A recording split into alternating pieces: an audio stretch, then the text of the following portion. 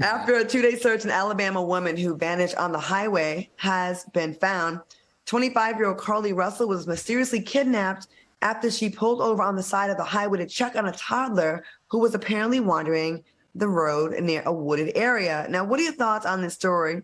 And how do you feel about people on social media thinking that she's pulling a Jussie Smollett? Like, it went from concern about her to social media being angry and demanding more of the story. Al, what do you think about this, how it turned? Let me tell you, the positive thing I like about this is we know a third of all missing girls and women in 2020 were African American, right? So, and we've been ignored by the justice system, or we've been ignored by law enforcement in help finding these missing young black girls and women.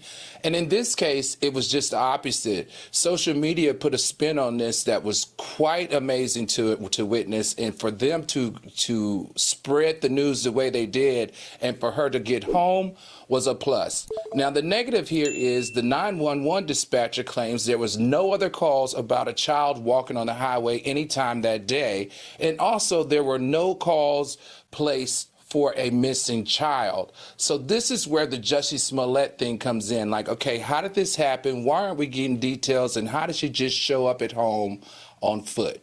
So there are a lot of questions. Can't wait to get the answers. But the good part is that we're using social media to protect our young black women better. And this is an example of that. I'm glad she turned up alive. It's because either way, it's bad. Either she was really kidnapped, or maybe she's having some kind of drug issue or something. You know, I'm glad she's home. She could have been killed on the road herself. Q, what are your thoughts on the story? Because it's like it's kind of, I don't know, tricky. You know, it's funny because a lot of people on social media are catching hell because people are saying, you know, black women just can't win. What did y'all want? Did y'all want the girl to turn up dead? Like, would that have made y'all feel better if it said missing Alabama girl found dead in woods? So here's what I'm going to say. Number one, we're going to celebrate that she's alive, whether she's telling the truth, whether she lied, whether she got mental illness, whether she on drugs.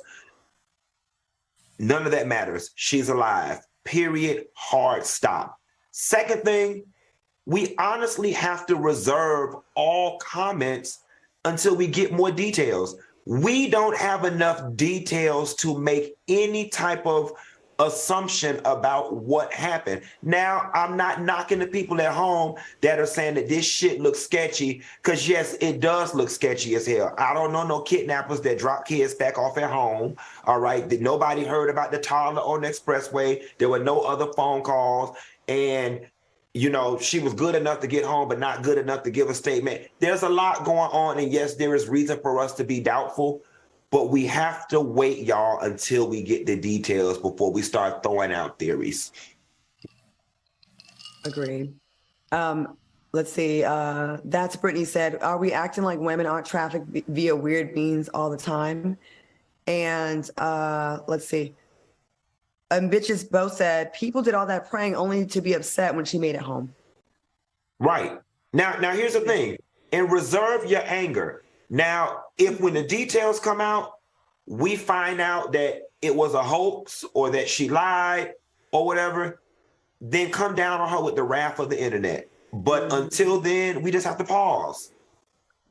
You know, we just went through months of wondering what was up with Jamie Foxx, and people said, you know, respect the space. And it's been like 25 hours for her, and everybody's just like, burn her at the stake. But yeah, there's more to the story. But let her get home, get acclimated, and get out of the hospital first, I guess, or drink some water, have some tea, take her shoes off. Everyone just like down her throat.